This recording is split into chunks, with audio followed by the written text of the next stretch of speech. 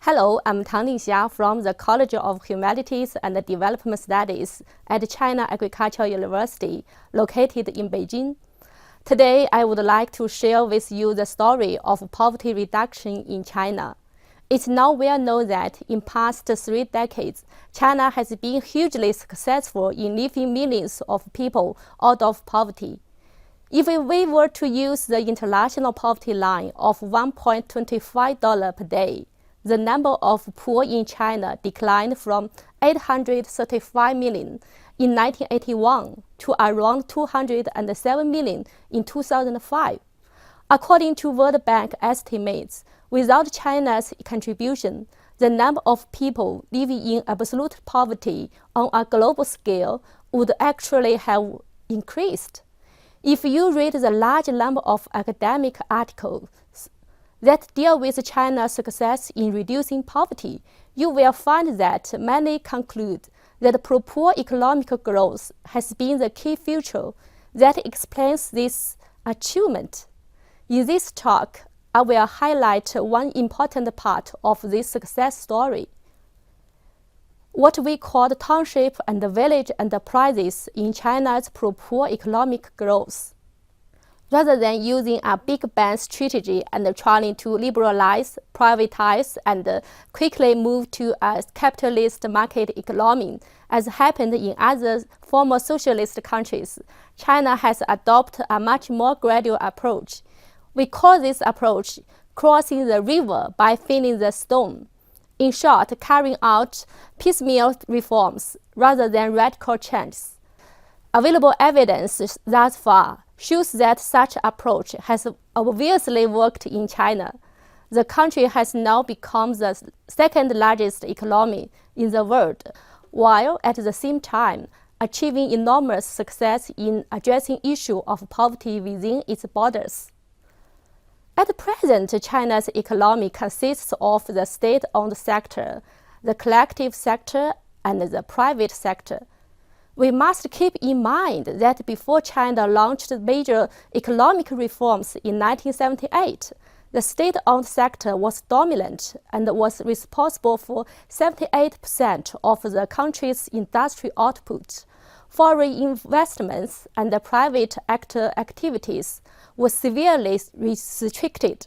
Since 1978, however, China gradually loosened state control of economic development.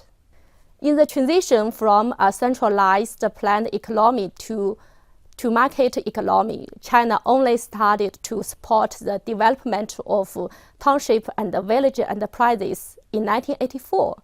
Several scholars have argued that the township and village enterprises played an important role in China's gradual developmental approach, and that this was the Chinese government's organizational response to imperfect institutions. This is why I believe that the township and village stories need to be highlighted in this course.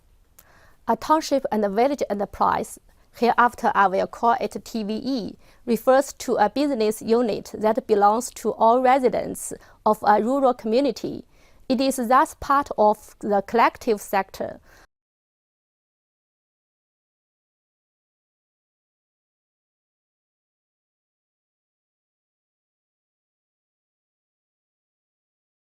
Rural communities in China typically consist of townships and villages. A single township has an average around 3,500 households and includes dozens of villages. A village typically consists of around 200 households. The original capital for the TVE usually comes from property held by the community in common, income from leasing common land or other fixed assets, and the capital raised directly from the community members.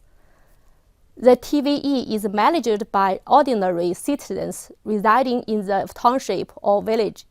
A TVE differs from a private enterprise because they maintain a powerful linkage with the local political authorities and can receive considerable financial support, advice, and policy guidance from the government. A TVE also differs from state-owned enterprises, which have traditionally dominated the Chinese economy. All necessary resources for state-owned enterprises come from government, especially financial resources, policy support, and special privileges. By contrast, funding for TVEs come mainly from the assets of people in the community. In the last 3 decades, TVEs has developed rapidly and become an important institution, driving economic growth at local levels. The number of TVEs has increased from around 1.4 million in 1979, right after the start of the period of economic reform and opening, to almost 31 million in 2012. TVEs are now equally found in the richer eastern parts of the country, as well as in China's less developed western regions. Particularly interesting for our purpose here, TVEs are often very active in the area characterized by extreme poverty. TVEs has contributed to Chinese economic growth in substantial ways. From this figure, you can see that the output of TVE was $10 trillion and accounted for about 30% of national industry output in 2012. The TVEs are mainly involved in transportation, catering, textile, construction, printing, and other labor-intensive industries. They have been crucial in China's development, as they usually offer non-agricultural employment to large numbers of rural laborers who do not have higher-level education or specific professional skills.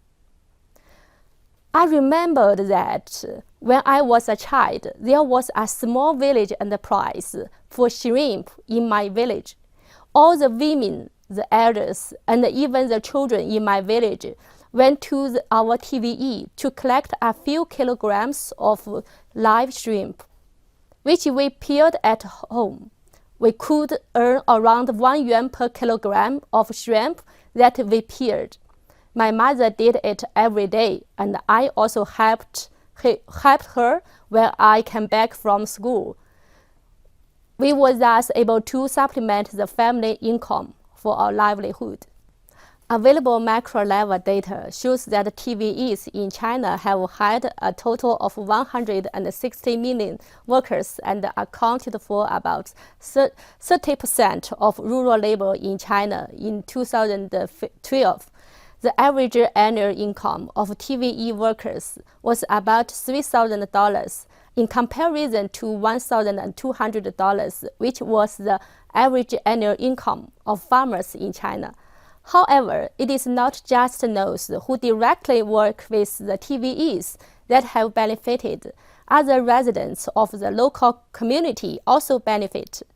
For example, before I went to Beijing to study for my undergraduate degree, I received several hundred yuan from my village TVE every year because at that time I was still classified as a local resident, though I'm not any longer. In China's formal administrative system, the revenue budgets of towns are very minimal, and it's difficult for towns to fund certain basic services, such as roads, schools, and health centers. Similarly, at the village level, various types of village cadres receive a small amount of financial compensation for their services. The point I'm trying to make here is that townships and villages seldom receive major funding from higher-level authorities for funding new projects or maintaining old public infrastructure or other types of social services. This was particularly the case before the year 2000.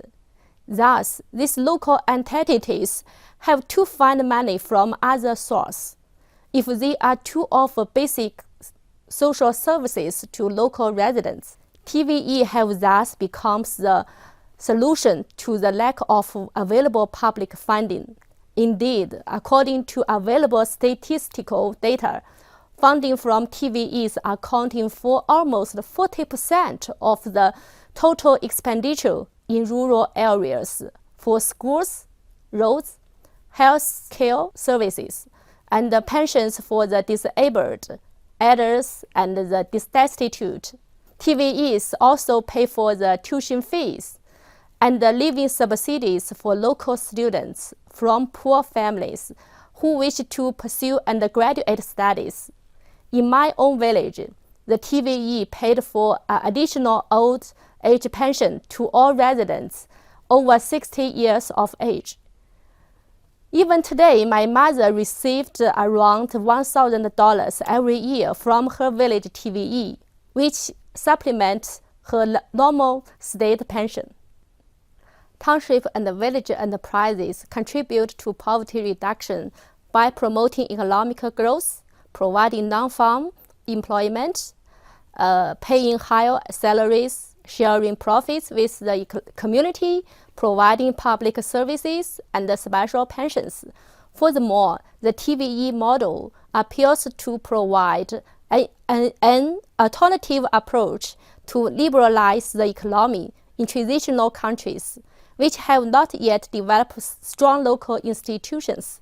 The TVE stories provides a useful reminder to us that local governments can work as an influential driving force in economic transitions and development.